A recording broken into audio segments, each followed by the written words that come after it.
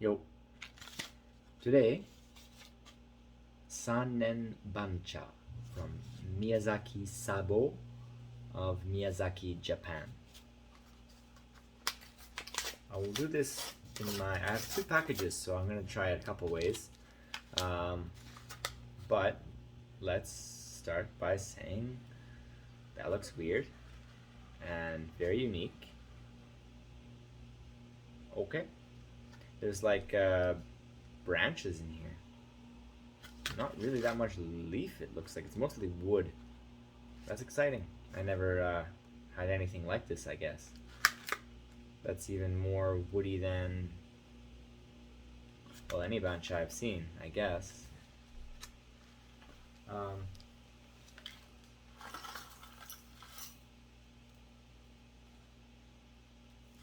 look. It's like logs almost.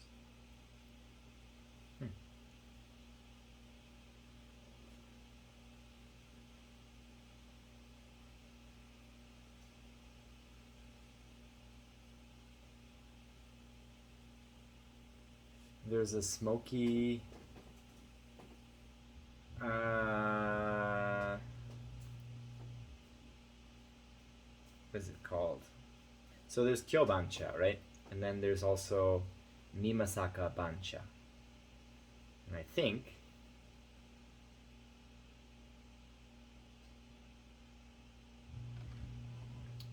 this is a little bit different from both. So Kyo Bancha smells a little sweeter. Mimasaka Bancha smells a little greener.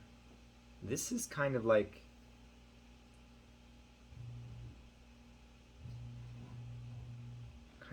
dried fish.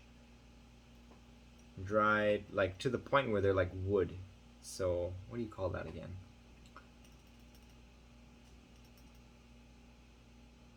Honkarebushi.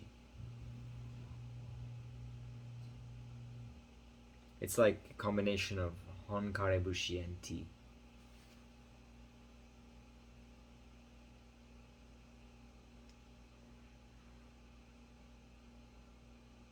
The smokiness is like it's really mellow. It's really actually quite pleasant.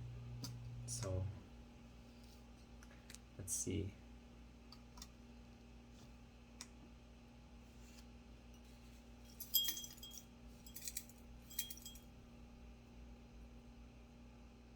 Well, I think we'll just have to scale this up a little bit. I have 5.4 grams. Just a sec, guys. I'm gonna pause this. Okay, so I need 412 grams of water.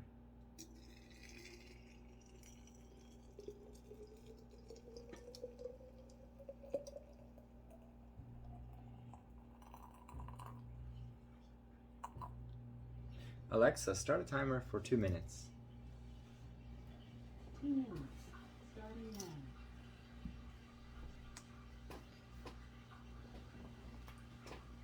Yeah, that's exciting.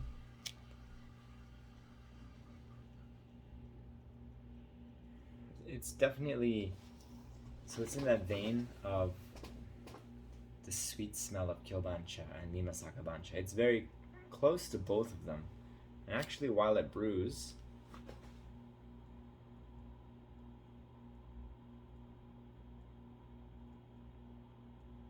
but like you see, the wood, I guess, is what gives it something special. Because I would say it's like it's distinctly woody compared to the other things.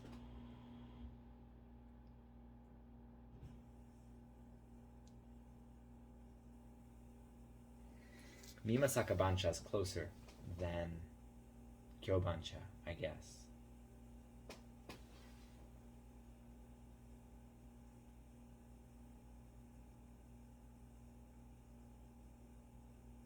But you know, I can imagine that this is not expensive, and that's exciting for me because, I mean, these days, like, Kyobancha that I get is from Shinichi Kihara. He's quite good at making Kyobancha, but then also asks for quite a good price for something that's supposed to be very cheap. And then the only people who seem that they sell Mimasaka Bancha are like specialty Bancha shops. So Te du Japon from Florence in Tokyo, and Furyu Bancha specialty shop from Yunomi. Both are great, but then yeah, both are expensive because they're both like, I don't know, specialty shops. Like this is, Alexa, stop. This is mostly, it's like mostly wood, and then a couple leaves.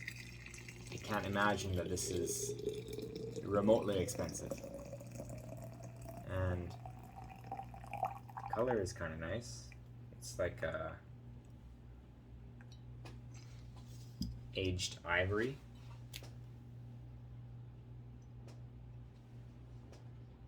Very kind of khaki. Let's go. Aged ivory. Khaki. We brew that at 1 to 75 for 2 minutes. This is infusion 1. Rolling boil temperature.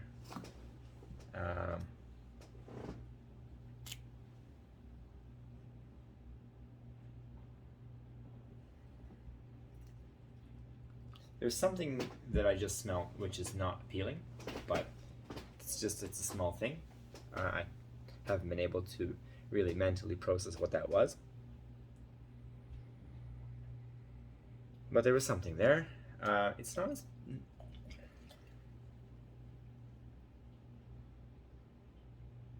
as potent as the other teas I was just mentioning when it's off of the leaves.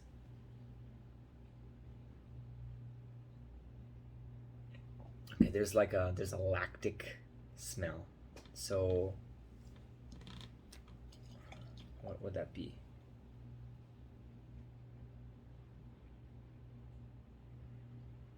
Like you would find that when milk is turning to sour cream, there's that slightly sour aroma that comes with the sour cream.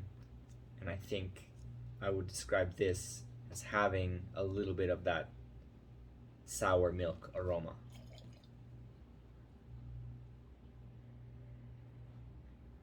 But then baked, kind of something light and baked in there.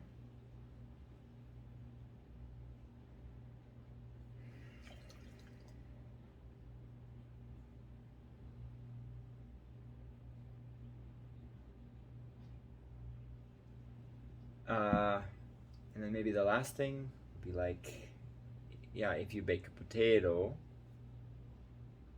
or a yam or something that has that brownish skin on the outside, and then you bake it to the point where the skin becomes very brittle and hard and paper-like, so that when you touch it with your fingers, it kind of cracks inwards because it's so dry. It's kind of like that. So I guess the way that all of these flavors might actually just come together in a regular life would be a baked potato and sour cream,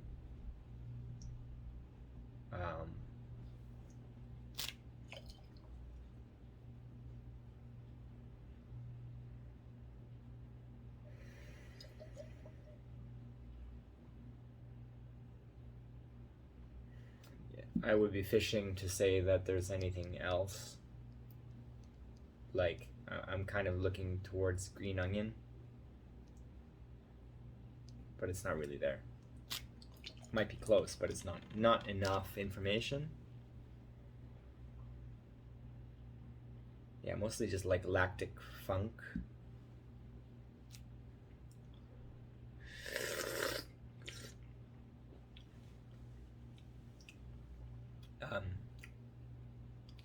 Initially kind of grippy, sweet, and smoky.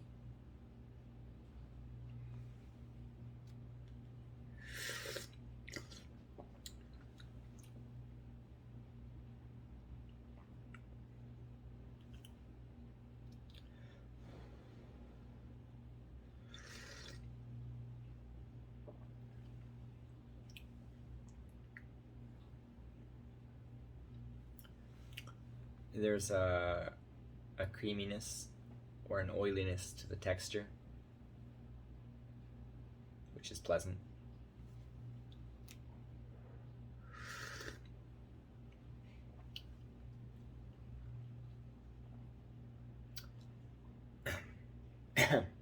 But it's very light. I feel like I would brew this at least twice as strong as this next time. With the other bag that I have, I'll do that.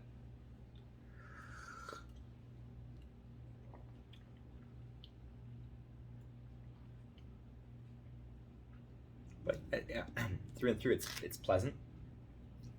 The sweetness is good. I can't imagine there's any caffeine in this thing. Or if there is, it's got to be negligible, just like those Banchas I mentioned are.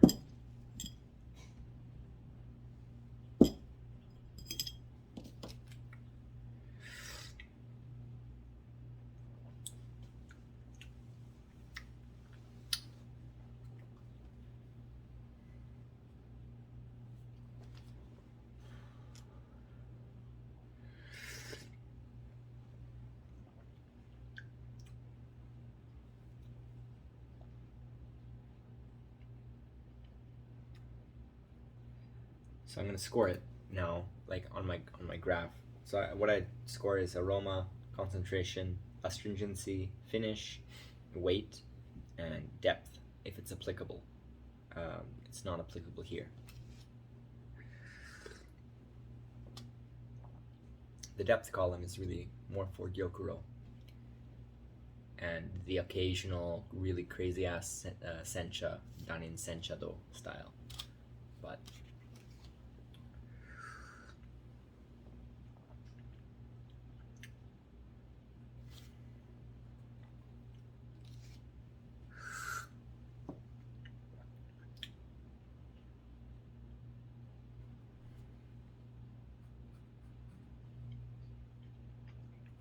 So I would say aroma is 7 out of 10. And that's its power of aroma in your mouth. Then there is the concentration of the flavor. How powerful is the flavor attached to the aroma? 4 out of 10. Astringency, 0. This is very easy to drink. Finish, thinking about it next.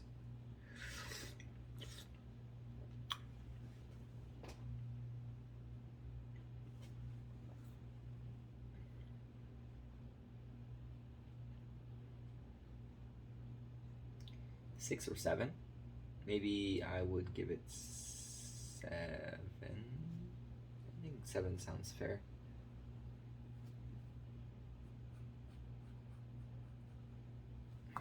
The sweetness is really what lingers. It's not really a whole lot of flavor, but the sweetness, it tends to stick around. And then the weight.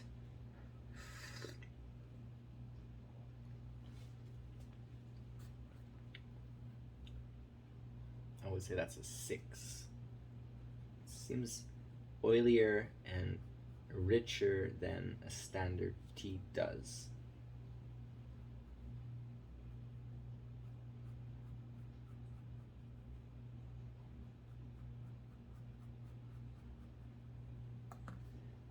Then the dry leaf.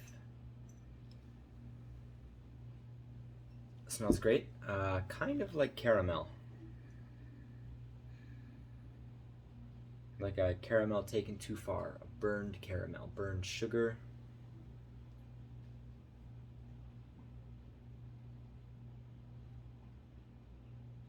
Maple syrup. So maybe that is like burned maple syrup. Maybe that's...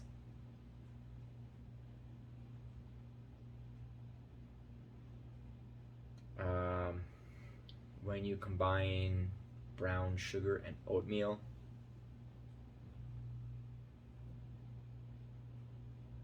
it's very dark brown, whatever aroma that I'm smelling.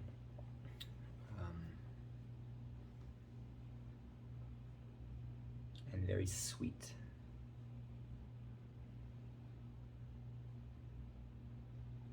Could be birch syrup as well, dark birch syrup. Very cool.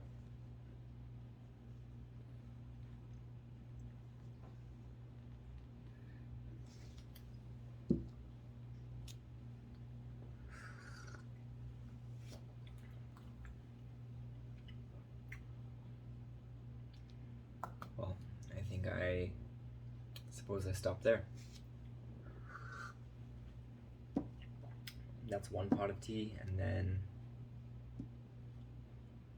I'll brew this up just for myself. I won't record it.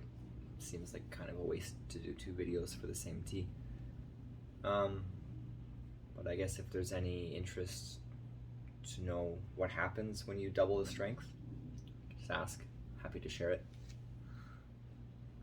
Yeah, very cool tea. I'm Sannen Bancha. Bye guys.